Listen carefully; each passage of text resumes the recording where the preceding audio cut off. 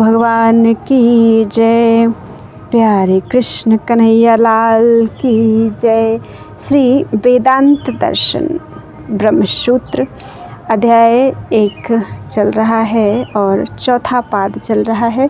10 ब्रह्मसूत्र हो चुके थे, आज 11वें ब्रह्मसूत्र से।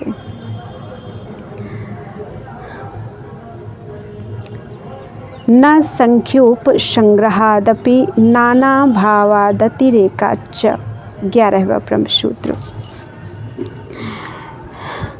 संख्योपसंग्रहात मीन्स श्रुति में संख्या का ग्रहण होने से, अपि मीन्स भी, ना मीन्स वह सांख्य मतोक्त तत्वों की गणना नहीं है। नाना भावात मीन्स क्योंकि वह संख्या दूसरे अनेक भाव व्यक्त करने वाली है। चा मीन्स तथा, अतिरेकात मीन्स वहाँ उससे अधिक का भी वर्णन है। व्याख्या। बृहदारण्यक उपनिषद में कहा गया है कि यस्मिन् पंच जना आकाशश्च प्रतिष्ठितः तमेव मन्ये आत्मानं विद्वान् ब्रह्मामृतोऽमृतम्। जिसमें 5 पंचजन और आकाश भी प्रतिष्ठित है, उसी आत्मा को मृत्यु से रहित मैं विद्वान अमृत स्वरूप ब्रह्म मानता हूँ। इस मंत्र में जो संख्यावाचक पंच शब्द आए हैं, इनको लेकर 25 तत्वों की कल्पना करना उचित नहीं है, क्योंकि यहाँ ये संख्यावाचक शब्द दूसरे भाव को व्यक्त करने वाले हैं।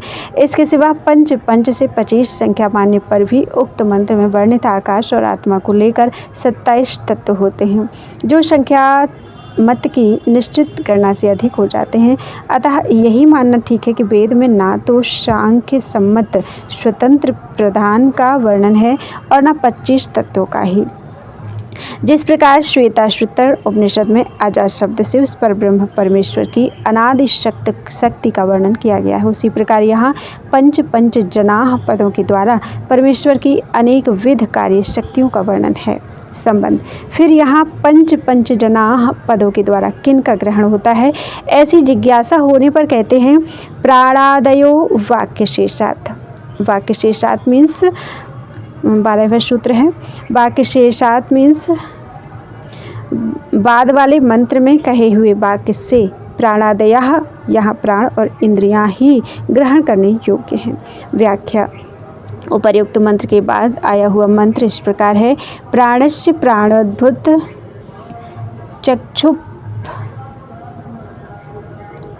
चक्षुपश्च क्षुरुत श्रोत्रस्य श्रोत्रम मनसो ये मनो विदुः ते निचिकयुर्ब्रह्म पुराणम अग्रयम्। अर्थात जो विद्वान उस प्राण के प्राण, चक्षु के चक्षु, श्रोत्र के श्रोत्र तथा मन के भी मन को जानते हैं, वे उस आदि पुराण पुरुष परमेश्वर को जानते हैं। इसके वर्णन से यह सिद्ध होता है कि पूर्व मंत्र में पंच जनाह पदों के द्वारा पंच प्राण, पंच ज्ञानेन्द्रियाँ, पंच कर्मेंद्रियाँ, मन तथा बुद्धि आदि परमेश्वर की कार्य शक्तियों का ही वर्णन है, क्योंकि उस ब्रह्म को ही उक्त मंत्र में प्राण का प्राण, चक्षु का चक्षु, श्रोत्र का श्रोत्र तथा मन का भी मन कहा गया है। इससे यह निष्कर्ष निकलता है कि उस परब्रह्म के संबंध में ही प्राण आदि अपना कार्य करने में समर्थ होते हैं। इसलिए यहाँ इनके रूप में उसी शक्ति विशेष का विस्तार बताया गया है।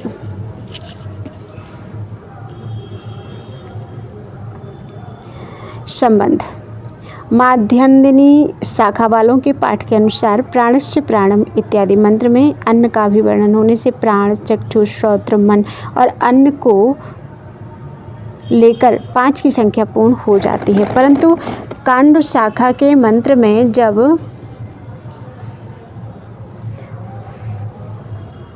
अन्न का वर्णन नहीं है, अतः वहाँ उस परमेश्वर की पंचविध कार्य शक्तियों की संख्या कैसे पूरी होगी, ऐसी जिज्ञासा होने पर कहते हैं ज्योतिषई केशामशत्यन्ने। एक शाम मीन्स एक शाखा वालों के पाठ में अन्य मीन्स अन्न का वर्णन, असति मीन्स ना होने पर, ज्योतिषा मीन्स पूर्व वर्णित ज्योति के द्वारा संख्या पूर्ति की जा सकती है। व्याख्या।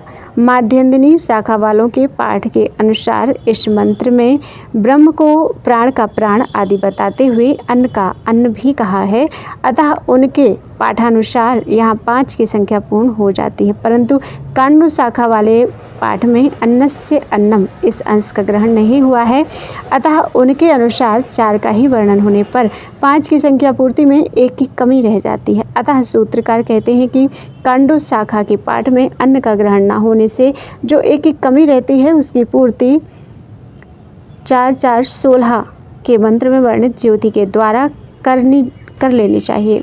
वहाँ उस ब्रह्म को ज्योति की भी ज्योति बताया गया है। 17वें मंत्र का वर्णन तो संकेत मात्र है, इसलिए उसमें 5 संख्या की पूर्ति करना आवश्यक नहीं है। तो भी ग्रंथकार ने किसी प्रकार भी प्रसंगवश उठने वाली शंका का निराकरण करने के लिए यह सूत्र कहा है।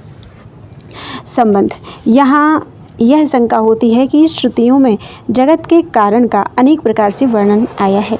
कहीं सत से सृष्टि बताई गई है, कहीं असत से, तथा जगत की उत्पत्ति के क्रम में भी भेद है। कहीं पहले आकाश की उत्पत्ति बताई है, कहीं तेज की, कहीं प्राण की और कहीं अन्य किसी की। इस प्रकार वर्णन में भेद होने से वेद वाक्यों द्वारा यह निश्चित नहीं किया जा सकता कि जगत का कारण केवल परम ब्रह्म परमेश्वर ही है तथा सृष्टि का क्रम अमुक प्रकार का ही है। इस पर कहते हैं कारणत्वेन चाकाशादि यथाव्यपदिष्टोक्तेः। 14वां ब्रह्मसूत्र। आकाश आदिषु मीन्स आकाश आदि किसी भी क्रम से रचे जाने वाले पदार्थों में कारणत्वेन मीन्स कारण रूप से, चा मीन्स तो, यथाव्यपदिष्टोक्तेः मीन्स सर्वत्र एक ही वेदांत वर्णित ब्रह्म का प्रतिपादन किया गया है, इसलिए परब्रह्म ही जगत का कारण है। व्याख्या। वेद में जगत के कारणों का वर्णन नाना प्रकार से किया गया है तथा जगत की उत्पत्ति क्रम भी अनेक प्रकार से बताया गया है, तथापि केवल परब्रह्म को ही जगत का कारण मानने में कोई दोष नहीं है, क्योंकि जगत के दूसरे कारण जो आकाश आदि कहे गए हैं उनका भी परम कारण परब्रह्म को ही बताया गया है। इससे ब्रह्म की ही कारणता सिद्ध होती है, अन्य किसी की नहीं। जगत की उत्पत्ति के क्रम में जो भेद आता है वह इस प्रकार है। कहीं तो आत्मन आकाशः संभूतः इत्यादि श्रुति के द्वारा आकाशादि के क्रम से सृष्टि बताई गई है, कहीं तत्तेजोसृजत इत्यादि मंत्रों द्वारा छांदोग्य उपनिषद में तेज आदि के क्रम से सृष्टि का प्रतिपादन किया है, कहीं सा प्राणम सृजत इत्यादि वाक्यों द्वारा प्राण आदि के क्रम से सृष्टि का वर्णन किया गया है, कहीं सा इमान लोकान सृजत अम्भो मरीचिर मरमापा इत्यादि वचनों द्वारा बिना किसी सुव्यवस्थित क्रम के ही सृष्टि का वर्णन मिलता है। इस प्रकार सृष्टि क्रम के वर्णन में भेद होने पर भी कोई दोष की बात नहीं है, बल्कि इस प्रकार विचित्र रचना का वर्णन तो ब्रह्म के महत्व का ही द्योतक है। कल्प भेद से ऐसा होना संभव भी है, इसलिए ब्रह्म को ही जगत का कारण बताना सर्वथा सुसंगत है। संबंध। उपनिषदों में कहीं तो यह कहा है कि पहले एकमात्र असत ही था, तैत्तिरीय उपनिषद। कहीं कहा है पहले केवल सत ही था, छांदोग्य उपनिषद। कहीं पहले अव्याकृत था, बृहदारण्यक उपनिषद। और ऐसा वर्णन आता है उपर्युक्त अशद आदि शब्द ब्रह्म के वाचक कैसे हो सकते हैं। ऐसी शंका होने पर कहते हैं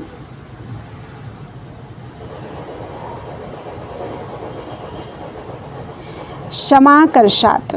15वां ब्रह्मसूत्र। समाकर्षात् मीन्स आगे पीछे कहे हुए वाक्य का पूर्ण रूप से आकर्षण करके उसके साथ संबंध जोड़ लेने से असत आदि शब्द भी ब्रह्म के ही वाचक सिद्ध होते हैं। व्याख्या।